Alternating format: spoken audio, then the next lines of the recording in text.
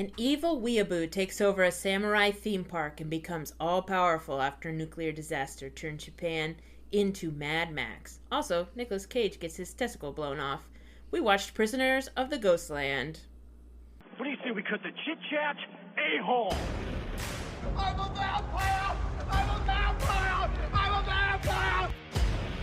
Interesting choice of words. What is that? What is that? What is it? Oh, no, not the beat! Not the beat! Ah! Oh, my God. I'm a pixie pear! Okay, let's run. This is The Unbearable Fate of Massive Talent. I'm Brittany Green. And I'm Liz Kurtzman. And, this movie was weird. We're back! We're back. It's been a while. We've been busy. We've been busy. I've been writing a dissertation. Brittany starred in an incredible I didn't musical. exactly star in a musical. You were the star to me. In an incredible musical adaptation of Speed. If you didn't see it, then I feel sorry for you. We've been a little busy with other things, but we missed y'all so much that we had to come back. Yeah, and we completely, since the last one that we did, I think was in October or something like that, we decided not to do the movie we said we were going to do then and did this one instead. Yeah. So, we were also, I don't even remember if this is one we were going to do originally, but we were going to do Wild at Heart.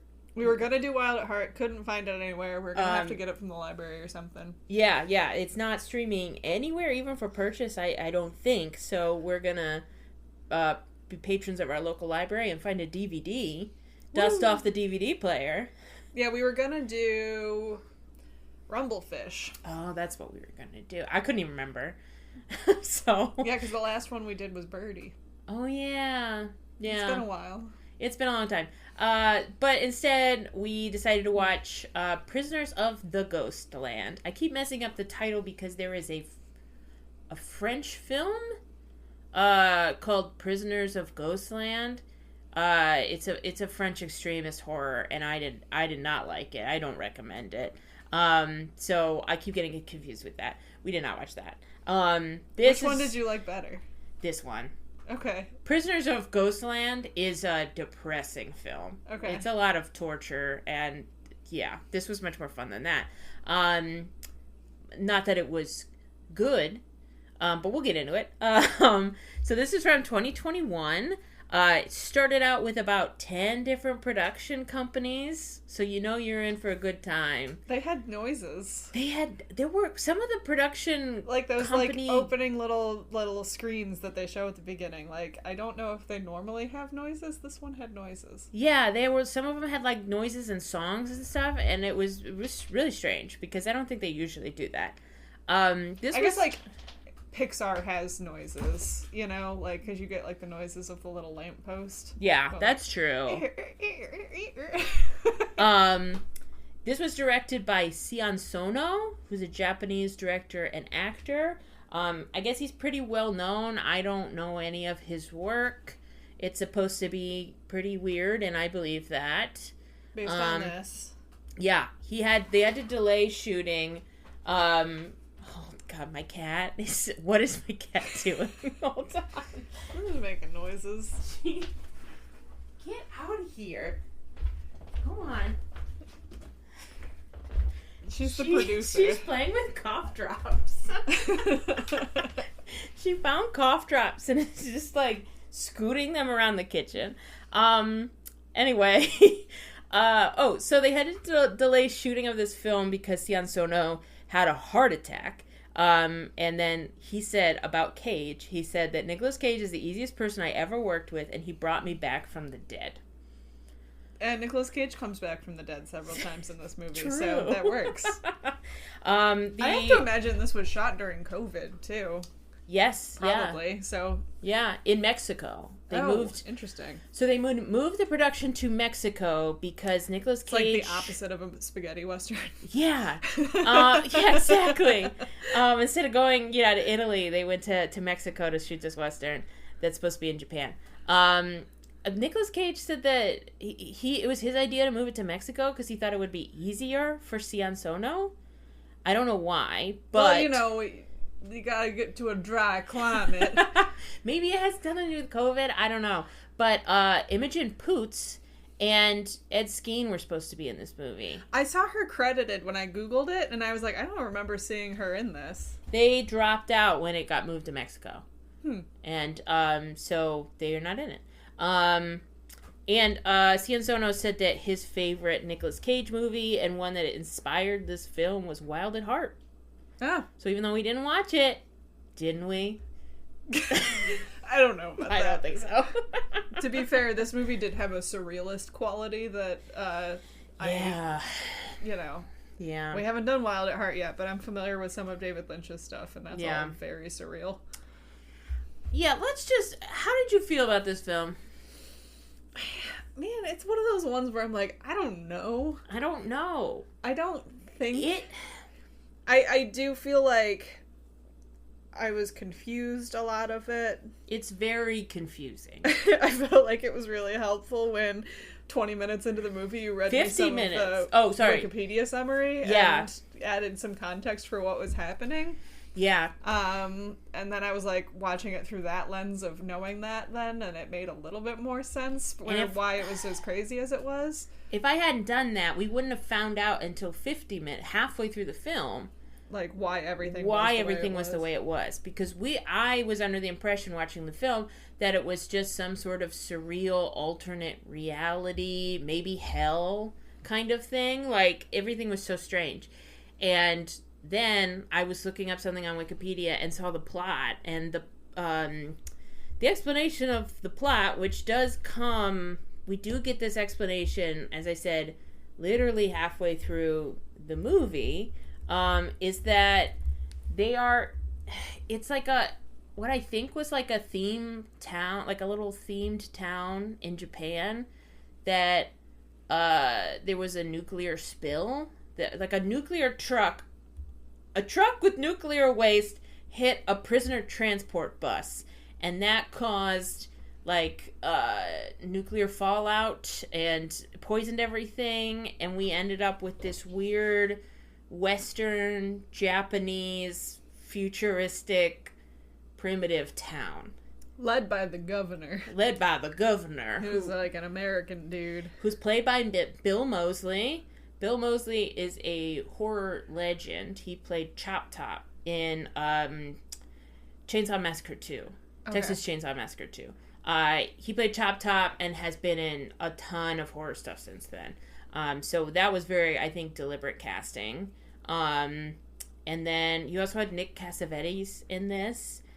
He was also in Face Off. He plays Psycho, who was Nicolas Cage's the fellow criminal at the beginning of the film. Yeah. And then we have what's her name? Sofia Boutella, who is the Bernice, and she's been in a ton of stuff. She was in Kingsman. She was in The Mummy. She was in Star Trek. The bad mummy, not the good mummy. Yeah, not the good. She played the titular mummy in the Tom Cruise Mummy. But she's pretty great. She's Bernice in this. So there's some pretty wild and also extra special casting. This is Riko Shibata is in this movie. Nicolas Cage's wife. Nicolas Cage's fifth wife. That's where he met her, was on the set for this film. Which is so funny because she gets like, when you look this movie up, she's listed first. She's listed first. And truly, you see like her eye in this film. Yep. Because she's in this, like, mannequin thing. And it's so funny because we were sort of looking for her. And then we're like, I guess that's her. We never see her again. Yep. Yeah, so, I also don't know how to feel about this movie. It's both crazy and also kind of boring in some ways. I wish that there was more action in it. Yeah, the action is pretty lackluster. You know? Like, the actual fight scenes, except for, what's his name?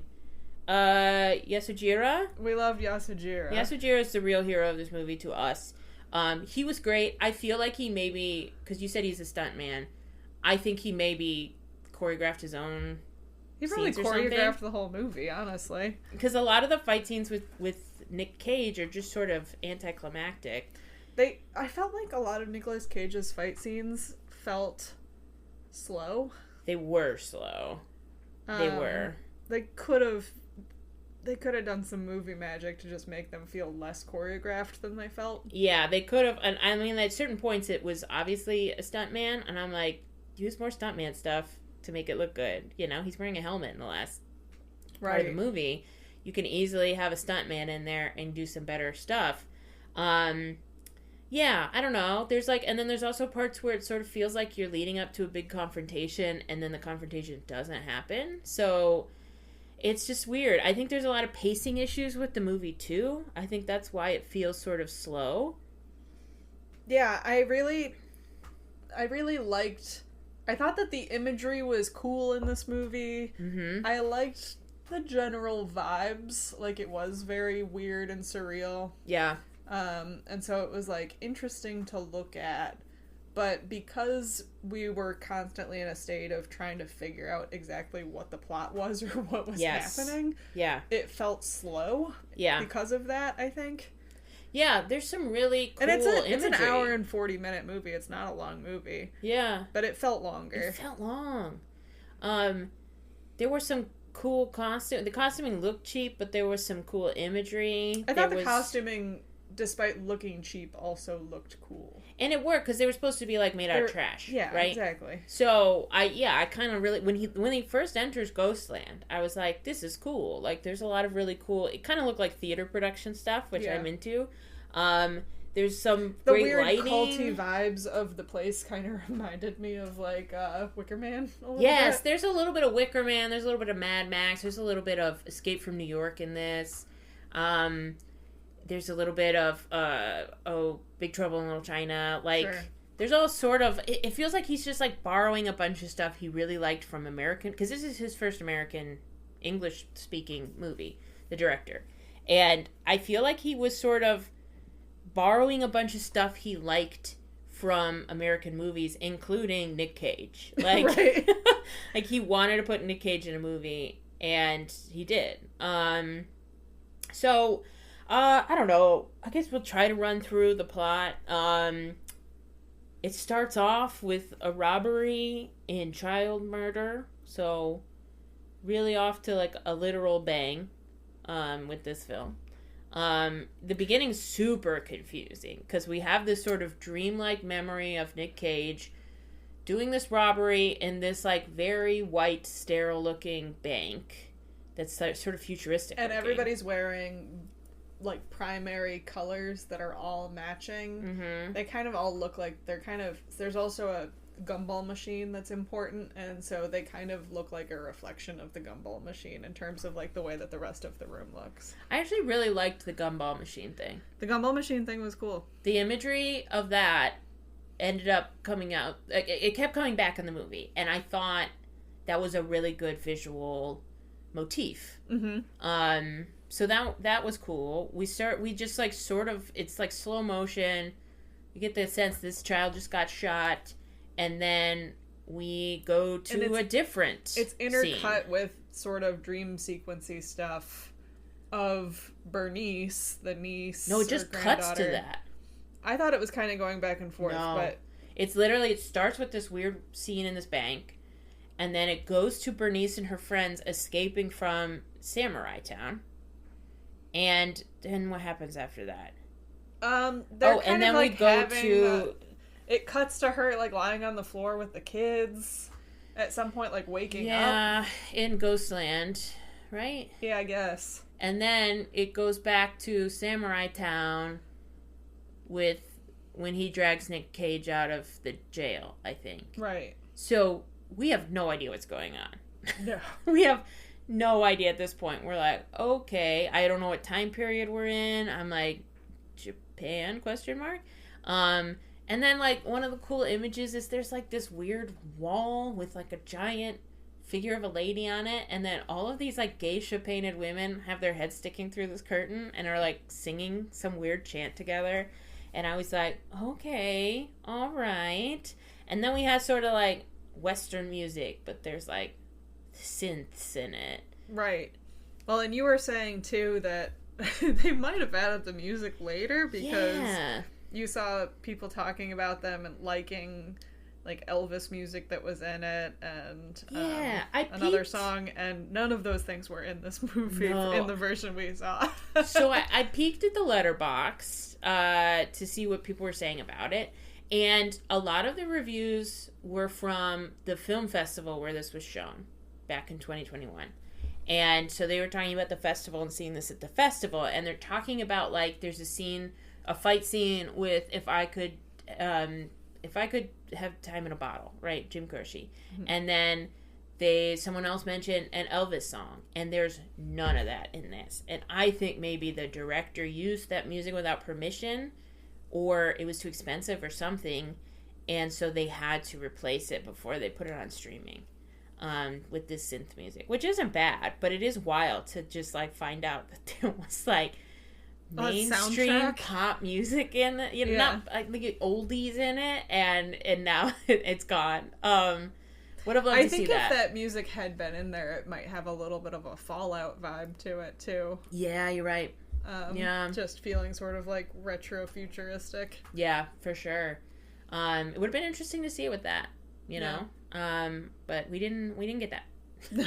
So yeah, there was no pop music in it. No. In the version that we saw. And then we get, like, so okay, again, we don't know what's going on. But we have an old school Western jail, right, with, like, a sheriff and, like, wanted posters and stuff.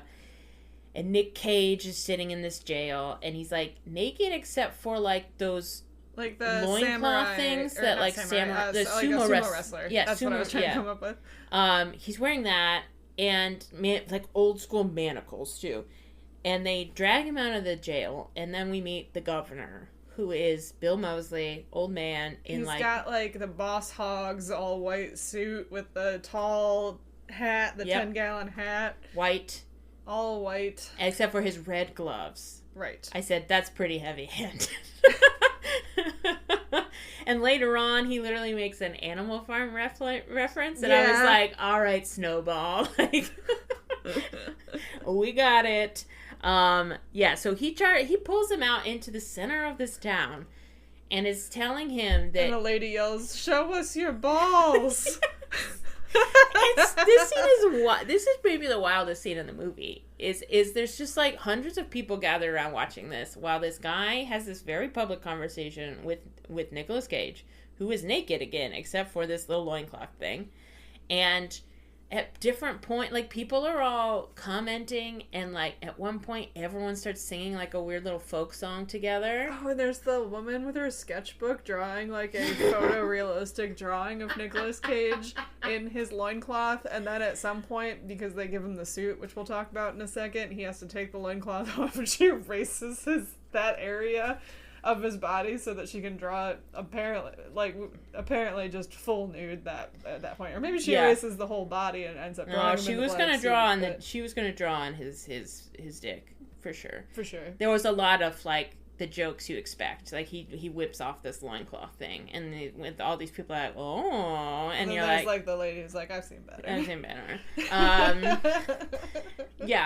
So Boss Hog is like, my beloved granddaughter Bernice has gone missing into the Ghostland. Again, we don't know what the Ghostland is. We thought it was hell. And you are the only person who can go get her? This is not clear. Why? For some reason, because he could rob banks, he can go into the Ghostland. Yeah, this was what was so strange, was, like, he was arrested, we find out, for robbing this bank. He didn't kill anyone. His partner killed everyone. And he tried to stop him. And so it's like, why would... And then he's been in this prison for however many... I mean, at least 10 years. You think it's been that long? Well, we see Bernice as a little girl. Yeah, at least 10 years. If not more.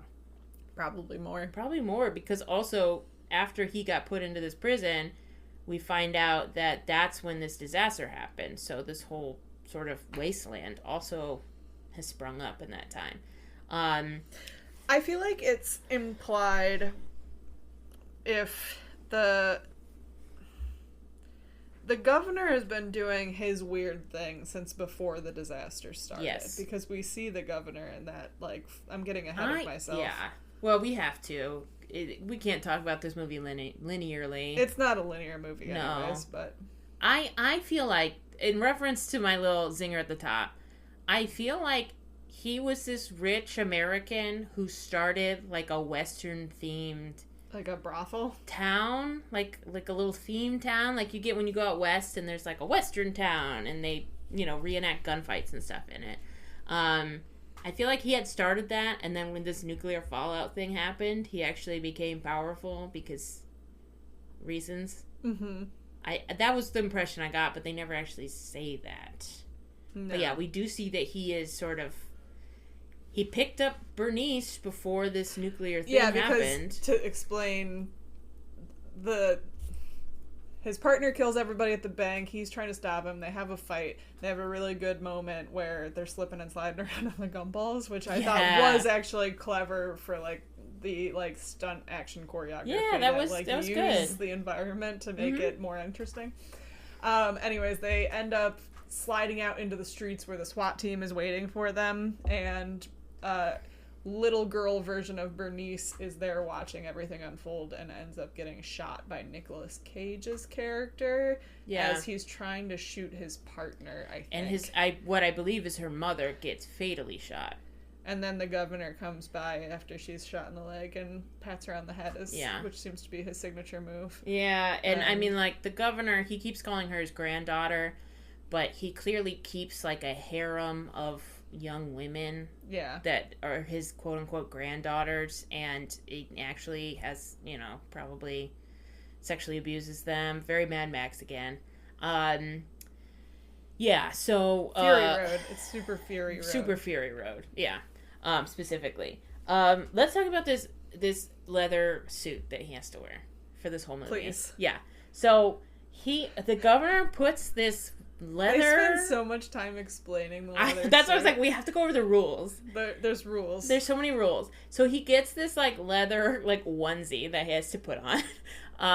It looks... Yeah, it's like a jumper. It is it's a jumpsuit. It's a jumpsuit. Yeah. And so he has to put this on, and it's got these, like, cheap-looking glowing lights at his throat, his elbows, and his testicles. Yes. And... okay, so the governor tells him that this leather suit the ones around his neck will blow up. I guess all of them will blow up in 5 days if he doesn't come back. If in 5 days, all of them will go off. The throat ones will go off if he tries to take off the suit. The arm ones will go off if he tries to lay hands on a woman. If he thinks about striking a woman, And we see, basically, they seem like they... just sense it when he's holding on to Bernice for too long. The one that... Because, like, the one that actually goes off is when she's grabbing onto him when they're getting attacked by, like, the zombie guys. Okay. And he keeps telling her to let go of him, and she keeps holding on to him because they're getting attacked, and that's when it goes off. Interesting. I thought it went off in that scene because maybe there was a woman in the fight and he hit her or something, but I guess not. I think it was only for Bernice. I don't think it was for any woman. Well, we found out at the end makes sense because I don't think there are any women in the weird ghosts, nuclear ghosts, question mark. Right. And then the testicle ones apparently if he just gets a boner, because that's when it goes off. Yeah. It was meant to keep him from, I guess, raping Bernice. Yeah. But we'll get into it, but there's a scene where he probably has a boner and he gets one of them goes off. Goodbye testicle. And then there's also like a thing, I think the suit would go off in 3 days if he didn't find 3 days if he doesn't find Bernice and have her say her name into the little microphone. Yeah, so there's a lot of rules. And then he gets 2 bonus days if that happens. Yes. Also, the governor says testicules. Testicules. That was pretty good. Okay, we gotta talk about this part too, because they said, we'll give you your car, and then... What was that? First of all, they say, we'll give you your car, and I don't know, he was giving sort of like Willy's Wonderland vibes in this at the beginning, because he like barely speaks. Yeah, I mean, everything up to this point in the movie had been confusing, and then something about the car, I was like, wait a second. I know. And so, they're like, we'll give you your car. And I thought it was going to be a cool old car. It was a Toyota. It's a Toyota. It's maybe whatever. it's a cool Toyota. No. I don't know. It wasn't cool. It had a spoiler. Oh, well, you're right. And he did a donut in it. He did do a donut. So they give him his car. He does a donut in it. He sort of like zooms and then everybody's around. like staring at him because he like does that. They're like waiting to see what he does next. He gets out of the car, leaves the door open, and steals a bicycle with like a basket on the front. Yeah, and then they're like, he's such a pedals badass. away. And I was like, why would he not take the car? And the governor gets mad at him. And yeah, everyone's like, wow, so cool. And then I was like, I guess he's going to take the bike instead of the car as like a fuck you to the governor. But then Yasujira meets him outside with the car and gives him the car. And he's like, I guess it's a long ways away, right? Yeah, I don't know, man. It was really weird. I didn't understand it all. I guess maybe it was supposed to be a like a fuck you to the governor. Like, I don't need the car. But it was not... It feels like they did it for the sight gag of him on the bike. Yeah. I don't know. It did... That really sort of set the tone for... It was the weird kind of dumb. jokes that you get in this movie. Where you're like, that has the cadence of a joke. But I don't get it. At all. There's a lot of that. So at this point, we think that he's trying to go to hell. Yeah. Genuinely. Well, and they're talking about, like, the literal ghosts in the Ghostland and stuff the villagers are. Yeah. Which, there are. Yeah. And there's this... Okay, so then he crosses into what we think is hell, and there's immediately this, like, Mad Max-esque group of men who have, like, samurai, armor on, and, like...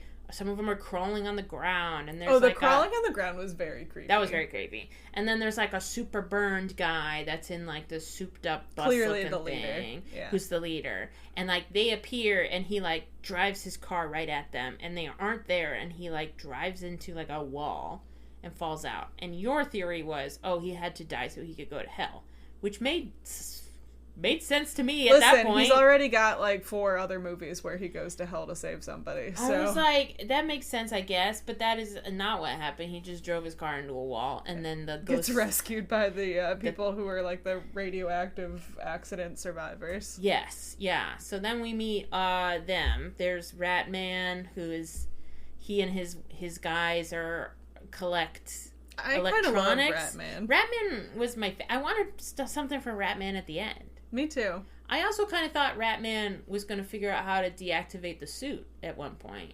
Yeah, because he was kind of a tech guy. He was the one collecting all the cars, and... I wanted more from Ratman. Me too, but I liked him. Yeah, he was and cool. There was definitely something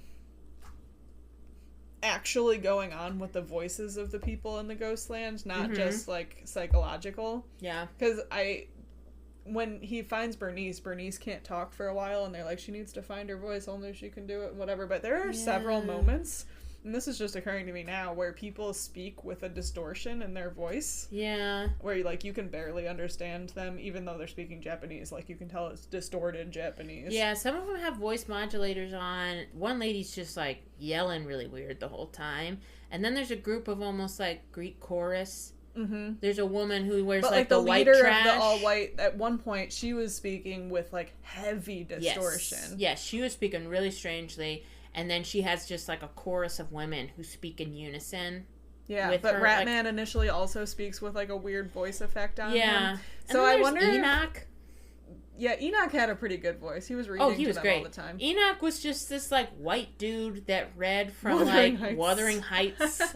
And maybe other classic literature, but he was very much like, we're trapped here, just get used to it, kind of thing. Yeah. Yeah, and then there's like mannequin guy who puts women into mannequins to protect them.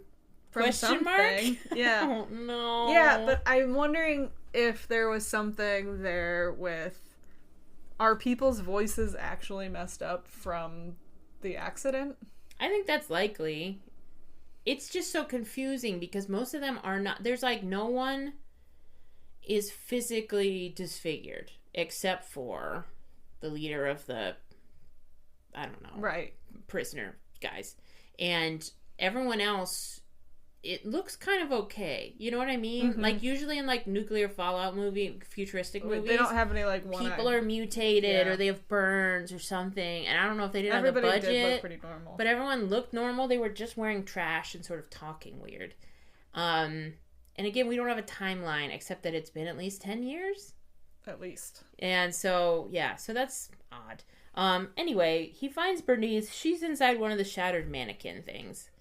And they're like, you can take her. Like, we're not holding her here. But she's sort of shell-shocked. She's kind of in a catatonic state, so she won't talk. She won't respond. So he just sort of puts her in a wagon and wheels off with her. He's trying to get her to talk into a suit so that he won't blow up, but she won't talk. So then he tries to get her to drink, and she won't drink. She, like, spits the water out. That's when he gets turned on.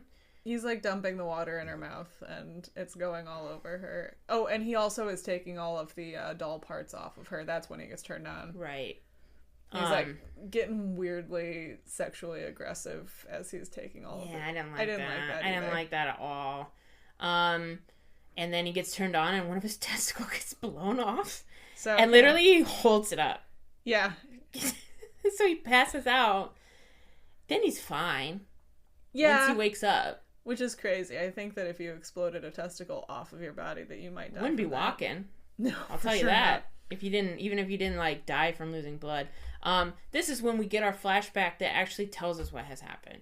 Yeah. This is when, and actually I think one of my favorite parts of this is the question mark dream sequence when they explain what happened. Right. Which may or may not have happened. When we have like the strange woman with her Greek chorus do what is like a history lesson / illustrated slideshow / theater production. Yes. Which I actually really liked. That explains. Like exposition. Yes. Yeah, and this is where they explain this truck hit this prisoner transport and blah blah blah. It created the Ghostland. It was filled with nuclear waste, but simultaneously there was an explosion. It was like toxic waste plus nuclear explosion. Yes. Atomic disease happens and nothing will grow and blah blah blah. Then they wake up, so I guess this was a dream. But while he's laying there unconscious, Bernice starts talking and yelling and talks into the microphone. So he's got 2 more days. And yeah, I wonder why she decides at that point. I don't know. That she doesn't want to just be gone. This is what's interesting, is that because she definitely like intentionally ran away. Right. And what's confusing is that for the audience, we see a change in their relationship because we get the flashback this is where we get the flashback that tells us that Bernice is the little girl, and that he accidentally shot. Right? And he does like come to and apologize for doing that. Yes, but like it's so odd because they didn't get that flashback. You know, like for them, they just got knocked out and they wake up and I guess we skipped over when the weird monster people come back. Because he gets his arm blown up. Right. Or did we skip that? We talked a little bit about it. We talked a little bit about that. He gets his arm blown off, and I think that he gets his arm blown off because Bernice is holding on to him the whole time, because he keeps yelling to let go of him to her, it seems like. Yeah. Because it's beeping. Yeah. Oh, I guess she did yell before that. This is so confusing. I'm confused. Everyone's confused. Yeah, so, but we don't really have a reason for them to suddenly be a team. No. Not enough of a reason. He talks when they go back to the people in like the Ghostland area. We get the hero, aka Nicolas Cage, because his name seems to be Hero, or they just call him Hero. They call him Hero. He's never given a name. He's credited as Hero. He talks about the revelation that he had where he saw the ghosts of the people in his dreams, whatever, that he hurt throughout life, and he thought they were trying to hurt him, but actually they're trying to help him. Which is, again, Mad Max Fury Road. Yeah. Because, like, he keeps seeing the ghosts of people, especially the little kid, that he has failed. Yeah. But in that case, so there's this weird thing where the little boy that got killed with the gumballs at the beginning, his little ghost keeps appearing in Nicolas Cage. But not in a way that's, like, really helpful. Just You know a what I mean? wave. He just keeps showing up And he gives like thumbs up. at critical points, but he's not really helping. Whereas in like, there's some cool stuff in Fury Road where like Mad Max's delusions about seeing this little ghost kid sometimes save his life. Right. Because he like ducks or like puts his hand up, right, and stops something from happening. So this one was just sort of like, He's there. little kid just keeps showing up. Yeah, and yeah, so he gives this talk and is like, we're gonna take back Samurai Town. Yeah, we also find out here that Yasujiro, who's the cool samurai guy, who you can tell he doesn't like his boss. But we find out here that it's because his sister is part of like the governor's harem, so he's working for him to try and free his sister. We never get closure on that. Yeah, poor Yasujiro. He's the real hero. Yeah, this is the part that to me was really anticlimactic because they rally the people of Ghostland. And he talks to Ratman about getting all of the cars on the road. People are making weapons. I guess that was just to fight the ghosts, and then when the ghosts just let them through, they were like, all right, cool. Yes, yeah. So they're all ready, they're marching, and the ghost caravan shows up again. And who are maybe, I think, real ghosts this time? I think actually ghosts. They think they're actually ghosts. And they do their weird little scramble thing, and then the super burned guy in the bus, who at this point I'd figured out was his former partner, Psycho, who apparently was on the prisoner transport bus that hit the nuclear waste. Yeah. He is basically like, hey man, do you not recognize me? And like, Nicolas Cage is genuinely happy to see him. It's kind of cute. It's been like 15 years and he hasn't seen his buddy. I know, it's so funny though, because it's like this like gross looking monster guy who last time he saw him, they were brawling because this guy shot a bunch of people. And he's just like, oh my god, my dude, how are you? And yeah, they make up. Yeah. And then Psycho's like, the governor's the real enemy. He goes, even though he doesn't. Guess what? And We're you not. and Bernice have to go and save him. And I'm like, how do you know ghosts. about any of this? I guess they're ghosts, so they get to know they're omniscient. Yeah. But yeah, it's so funny. He just goes, we're not the real bad guys. The governor's the real bad guy. Bye. And then he like disappears in a mushroom cloud. Yes. And I was like, oh, they're ghosts. Like before this, I thought because this movie's so weird, and we thought at first that everyone was in hell, and I was like, oh, they're not in hell. It's a nuclear wasteland. And now I'm like, oh, I guess those guys are dead, though. Yeah, I think those guys are dead. Those I think guys everybody are else is not dead. Irradiated ghosts. Yeah. So he's just like, bye. And then I guess all of the people of Ghostland just go back to their houses because they don't show up for the rest of the film. Until they go back to tell them the governor is gone. Yeah. Oh, also, I have to say this. When they are making weapons and stuff, Nicolas Cage makes a metal arm thing for his busted ass arm. Again, I don't know how he's alive. I feel like those arm explosion things were not as good at exploding as I thought they were going to be, because he still had his arm. I think and that... I assumed it was gonna like blast his arm off. But if you think like the one that got his testicle, it couldn't have been that powerful. Because it only got the testicle. Because it only got his testicle. And it only got one testicle. It got one testicle. His dick seems to be fine. Didn't blow up his artery in his leg. So I guess the ones on his neck would only kill him because they would be on his jugular. Right. So they aren't very powerful explosions. But his arm is pretty useless now. So he puts this like metal armor thing on it. I feel like his arm's gonna get better though, you know? It could. Unless the tendon is like... Yeah. Severed. He might be able to use that. He just needs to do physical therapy.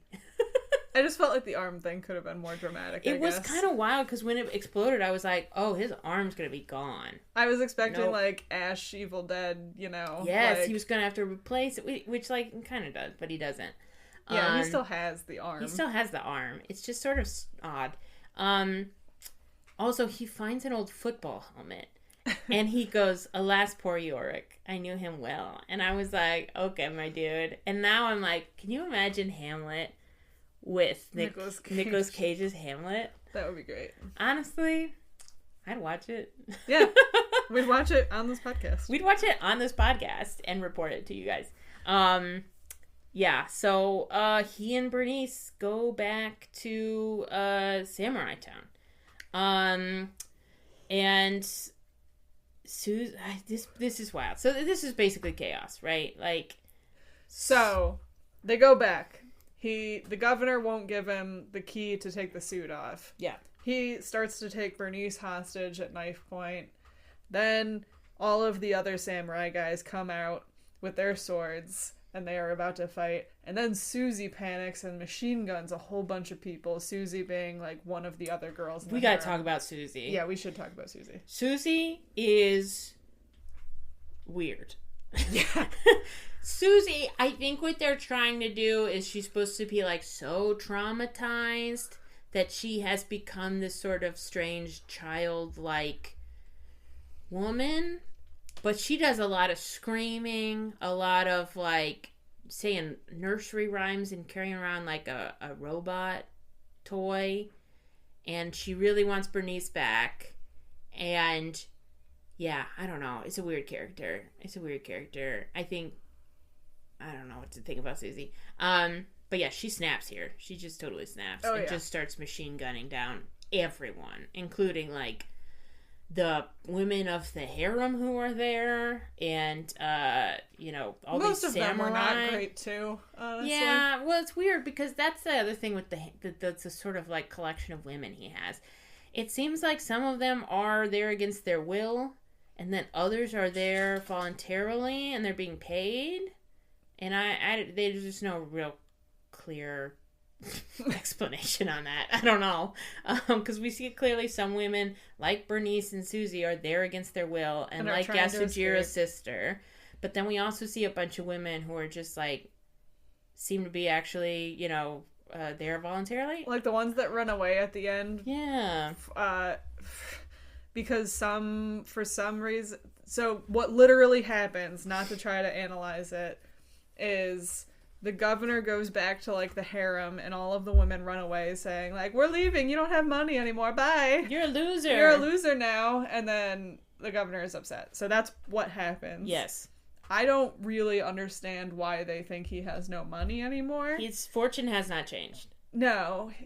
He's lost some respect, perhaps, in the community because of everything that's happened. Right, and you could, if they said he didn't have power, I would be like, okay, he did just lose like 30 of his men and seems to be losing more of them. But as far as we know, he still has his money. Yeah, I didn't understand at all what was happening. I don't really get that. Yeah, so Susie then gets shot. Bernice has been shot. Everyone's shot. Then we have some fight scenes. Yasujira sort of helps out Nick Cage, but then they keep fighting each other. Yeah, they fight against the guys. I think because Yasujira's ultimate loyalty is to protecting the women. Yes. And so he helps Nicolas Cage fight the samurai guys because they're all going after Susie and Bernice. Yeah. And then they turn on each other because he's also still working for the governor. Sure. I really thought at this point of the movie, though, that he was going to flip sides or, whatever. Because it sort of was, they basically said he was working for the governor against his will, too. Yeah. Just to help his sister out. I really thought Yasujiro was going to be the one who kills the governor. I thought so, too. I think that would have been cool. I really wanted that because I wanted the governor to, rely on him and then he double crosses him. I think that would have been great.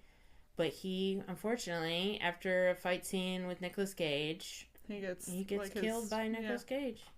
And he didn't really need to do that. He didn't. I think it would have been better if Nicolas Cage died at that point. Because what I thought was going to happen is Nicolas Cage gets gravely injured. Right. Doesn't make it through this film. The governor thinks he's getting away with it, and then Yasujira kills him. That would have been great. And then the women get to, take over the town or something, is what I expected to happen, and that is not what we got. And then... Did the governor die? Yes. Oh, yeah. Bernice shoots him. Bernice shoots him 6 times, which is great. So she gets to kill him. I mean, I guess I'm ultimately happy that Bernice kills him. Yeah, I mean, I think it's good that the women got to kill him. But I didn't want Yasujiro to die. And then Nicolas Cage gets to turn off the suit, and then the movie ends with then we go back to the Ghostland briefly, where everyone is still hanging out, and we didn't explain the clock. Okay. Oh. So there's this thing with the giant clock that's in the Ghostland that, like, part of one of their tasks there are a bunch of men who are they've tied a rope around the minute hand. Or the second hand. The second hand. And it's supposed to be the minute hand, but at the end it's just going by seconds. And they are literally just spend all day and night holding it so that time won't pass, because they say that if the clock moves, then there'll be another explosion. And I was like, that must be superstition of some kind. But at the end, they let go of the clock. It quickly ticks to the hour, and it does blow up. And I was like, what the hell is this clock hooked up to? What's going on? And they all cheer. And then we go back to Samurai Town, where there's just a bunch of dead bodies laying around, and we've got... And they're like, it's all gonna be okay. Bernice and Nick Cage and Susie are all sitting there tired, and are like, I think everything's gonna be okay. I'm like, all of you are gravely injured. It's like daylight now, so they've been sitting there for hours. Honestly, Susie didn't look like she was gonna make it. Susie literally says, am I alive? And I went, I'm not sure. And that's the end. So, yeah. I don't know. That was the movie. It sounds crazy, and it was crazy, but it also was kind of boring. It was slow at parts. It just was, I don't know. Something wasn't quite working about it. It feels like the movie never quite got started. And how'd you feel about Nicolas Cage in this movie? He made some weird choices, which is, why I like him. Yeah. They didn't all work for me. No, I honestly think he's miscast in this movie. I think like a Keanu Reeves would have been better. Yeah. Although I also think there should have been more fighting, just generally. Yeah. Well, it's not entirely... I think the problem is that this character is not clear. Yeah. They want him to be Mad Max. They want him to be Snake Plissken? Sure. Escape from New York. Yeah. They want him to be that kind of hero, but he doesn't quite get fleshed out enough. And yeah, so we just have him being like silent for a lot of the time and then saying something crazy. And it just is weird. It's a weird character. Yeah. And I mean, like, I think he's going big. I mean, it's Nicolas Cage, so he's going to go big. But also, like, there's not a lot going on, so I think that maybe that's part of the reason that he was... This one felt the most like the actual version of Nicolas Cage just, like, doing something crazy for no reason, because there wasn't a lot of build-up to any of the crazy things that happened. Right. It was just, like, all of a sudden... Like, he had that, like, insane look on his face when he was... Yeah. What part was that? That was when he was I mean, I think it might have happened twice. Yeah. But I think he had one when he was talking about his dream about the people he killed, where his eyes were just, like, kind of bugging out. Yes. Yeah. And then when he, like, first arrives in the Ghostland and they're trying to convince him that he can never leave again, that's when he has this crazy screaming thing about how he's got one testicle. Yes. Yeah. Truly wild delivery. Yeah, I don't know.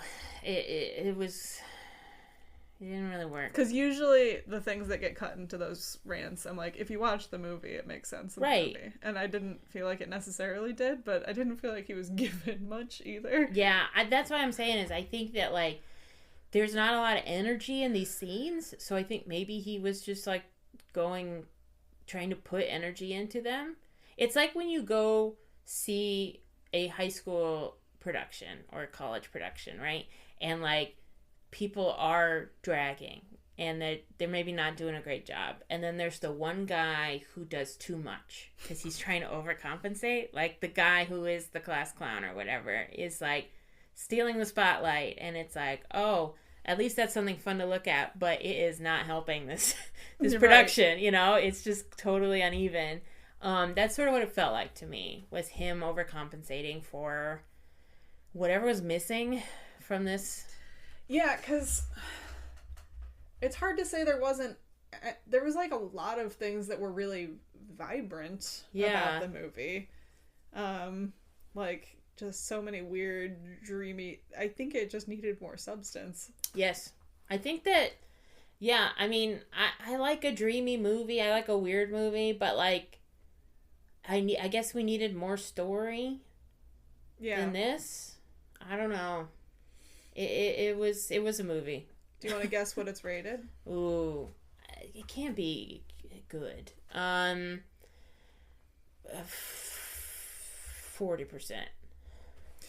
So the critic score is better than you're gonna think. Oh. The critic score for this movie is 62%.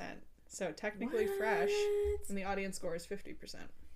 I'm puzzled. I am too. I'm puzzled by that. That's better than National Treasure. How could that possibly That's be? what I'm saying. I'm like, what do you mean? That's so funny because I think that the Letterboxd score is like 2.5 out of 5, which is bad. 2.5 out of 5 is half. Is half, but for a Letterboxd movie is pretty bad. Yeah. Yeah, which is... I like this. This is technically a fresh review. They got a B-. It could be entertaining to the right viewer. There it is. I wonder, because again, I don't know anything about the Japanese director. Maybe there were people who were like reviewing it more kindly because they're fans of his or they know his style. Right. Because it seems like this is sort of his style. Yeah. Never heard of any of his work. I looked through it, and I don't know a lot of Japanese cinema anyway, but I didn't recognize any of it. Yeah. Yeah, I don't know. They also might have seen the version with the music. I know. Maybe the version with the music was much better. Could be. Maybe that added some energy that's missing from this one. I don't know. Yeah, I feel like maybe if you took an edible and watched this, it would be worth watching. Yeah. It's okay. It's fine. That's what we'll say about that. Yeah, any more thoughts about Prisoners of Ghostland? Of the Ghostland? Yeah, don't forget the... Was the director in it? I don't know. I didn't see him listed as an actor in this movie.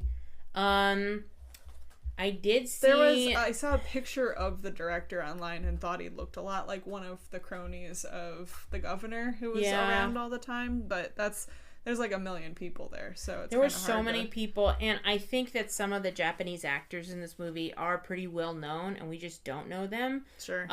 There's a Japanese rapper that plays a character in this. Yasujiro, you said, was a pretty well-known stunt man. Yeah, maybe? He was. I wouldn't say well-known necessarily, but he does stunt work, and I think he's like, here, I'm gonna pull him up again because I want to get this right. I think some of these people are also voice actors in Japan. Yeah, I didn't really recognize most of them, but again, I don't know a lot of Japanese cinema. There's so many people in this movie. There's so many people. I just tried to look at cast, and it has 99 plus actors in it. Yeah, stuntman, fight choreographer, martial artist. Also director occasionally. And he's been in quite a few things, mostly Japanese things that I don't know. Yeah.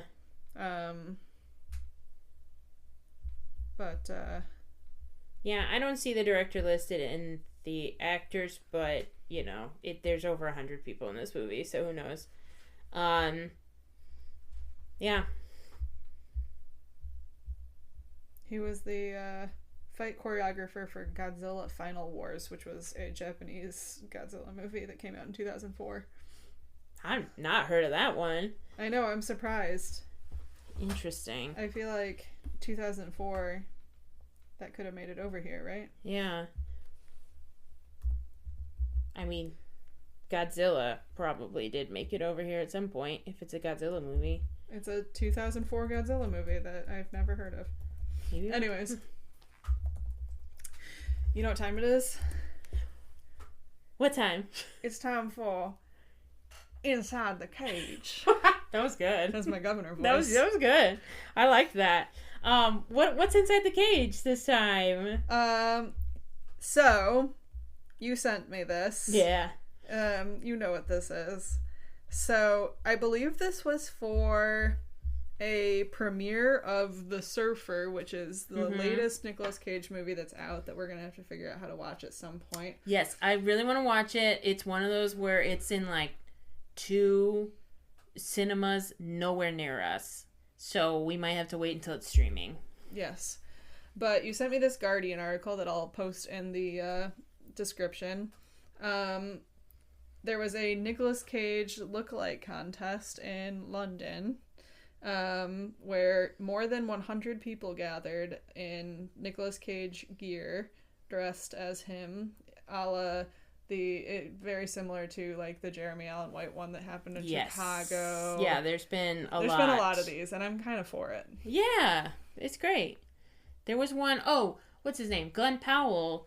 There was a Glenn Powell lookalike contest in his home state, and I think like his mom went to it or something. Like he didn't go, but his mom did.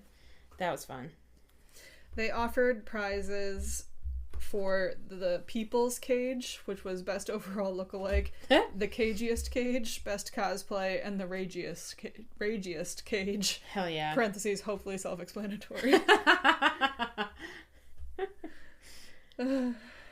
Which Nicolas Cage do you think is the most Nicolas Cage that, you know, if you were trying to win a contest, you would dress up as? I see a lot of Raising Arizonas in there. Yes. I think that's a great one. It's pretty identifiable. Yes. There's also a person dressed up, of course, as John Travolta, so that they could dress up as Nicolas Cage and Face Off. I see a Long Legs. I think that's great. To me, it's Con Air with the bunny.